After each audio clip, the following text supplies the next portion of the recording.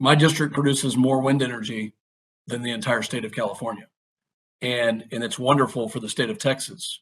But I've had dozens of conversations with from the Baltic states through Central Europe and all the way into the Balkans. And one of the major concerns that I'm hearing from every single country is the malign influence that's being basically held hostage on the energy front. And Mr. Chairman, I agree with the need to diversify sources, and that's not only the type of energy, but it's also where the energy originates from. And so, what I'd like to focus on, and maybe we'll start with Dr. Trzaskowski, but I'd like to hear from all of you on the 3 Cs initiative. You know, we've had a pledge of $1 billion, 300 million, an initial tranche that's been delayed, and I kind of want to hear how that would counter the influence that we're seeing in things like the Nord Stream 2 pipeline. Dr. Trzaskowski, over to you.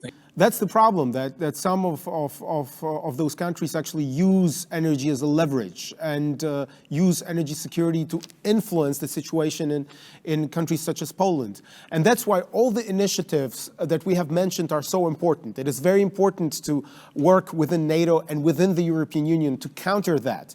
And we have created an energy union. We have created quite a lot of tools to give us independence. But unfortunately, you know, there are some decisions on the table which try to sort of go round it.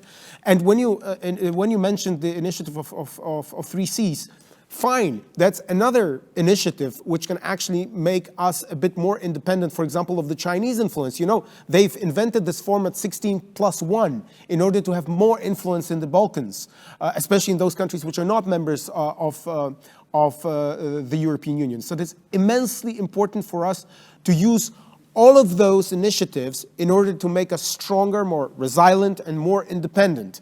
And at the end of the day, we need to collaborate. We in the European Union and, of course, the United States of America, because we are the beacons of freedom, and only us working together, we can actually counter those malign influences. And that's why it is so incredibly important that countries such as Poland and Hungary remain democratic. We cannot have a weak link here. The European Union upholds its commitments, as it always does, because we are a member of this organization. But if the United States stay committed and help us in investing, then there is no room for other investment. No one can, show us a carrot and try to say that they have a better idea. That's why it is absolutely crucial that you keep your engagement in Europe. Then there is no room for anyone else.